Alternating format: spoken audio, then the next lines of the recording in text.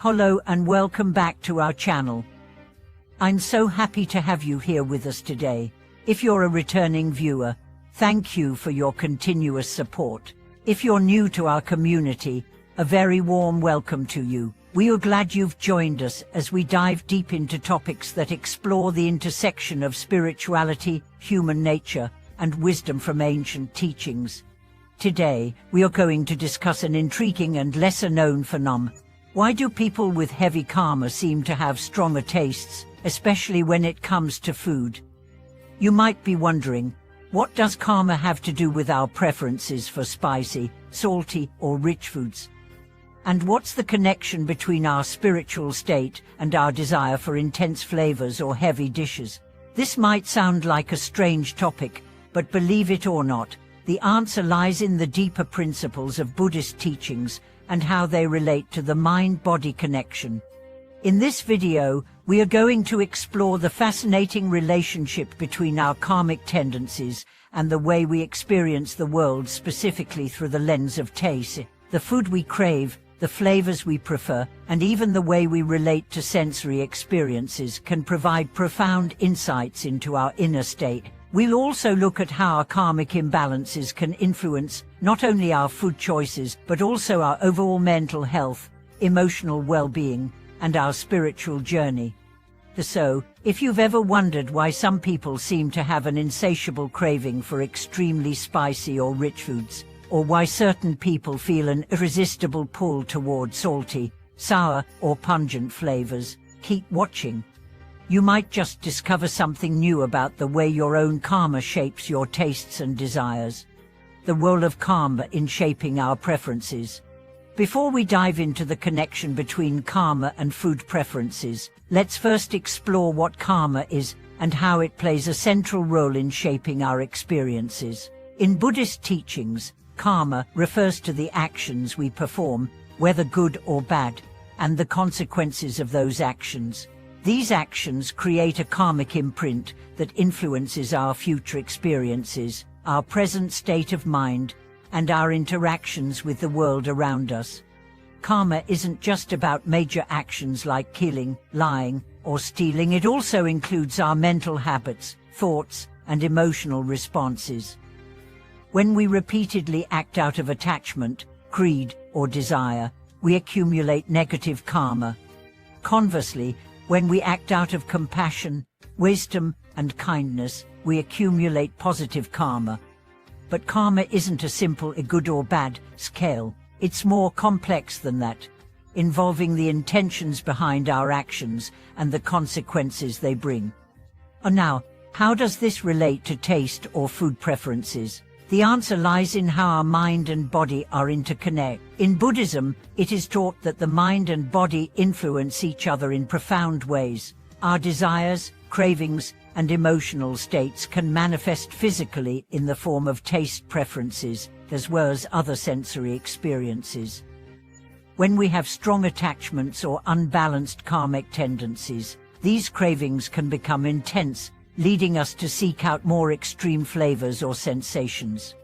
Heavy karma and the desire for intense sensations. Let's delve deeper into why people with heavier karma tend to have stronger food preferences, particularly when it comes to intense or overpowering flavors. People who have accumulated negative karma due to greed, hatred, or attachment often find themselves trapped in cycles of excessive desires and insatiable cravings. These cravings can manifest in many areas of life, from material possessions to emotional validation, and yes, even to food. For example, someone who has a deep attachment to indulgence might constantly crave rich, oily, or spicy foods. This craving stems from a mental state that is heavily influenced by desire and attachment, which in turn influences their food choices. The stronger the desire for sensory gratification, the stronger the craving for intense, bold flavors that provide a quick burst of pleasure. Foods like spicy peppers, salty snacks, or excessively sweet dishes become a way for the mind to seek temporary satisfaction without addressing the deeper issues at hand.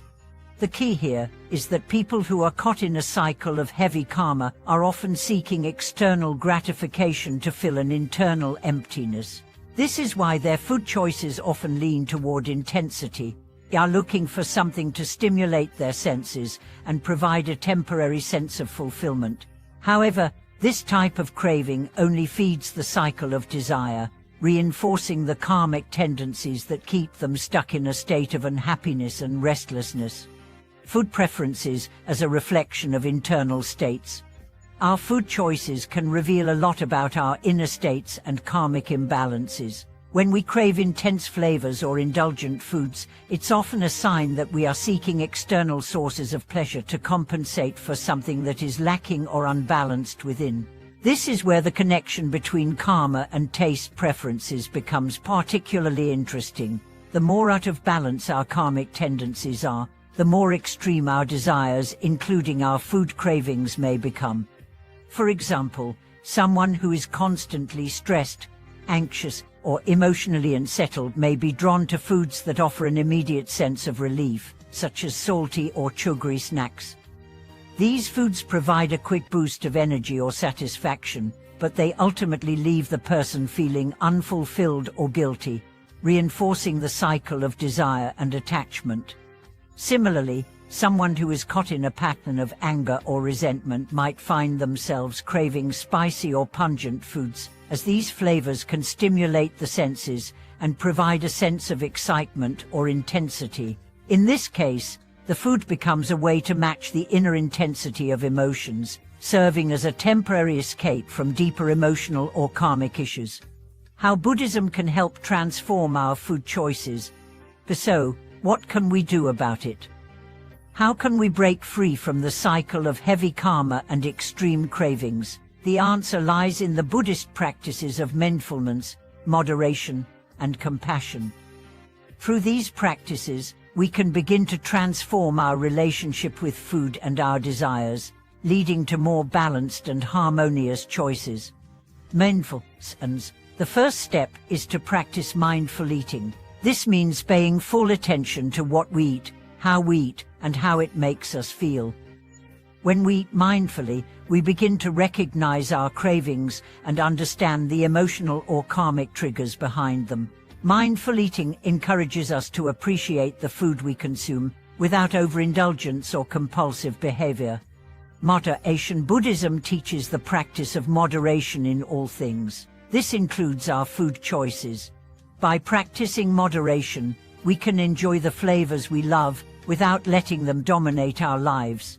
Moderation helps us cultivate a sense of balance and equanimity, allowing us to break free from the intense cravings that arise from heavy karma.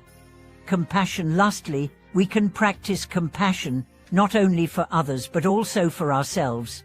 When we approach our food choices with compassion, we begin to nurture our bodies in a healthy and loving way. Compassion encourages us to make choices that are not driven by impulsive desires, but by a deep understanding of our own well-being and the well-being of others.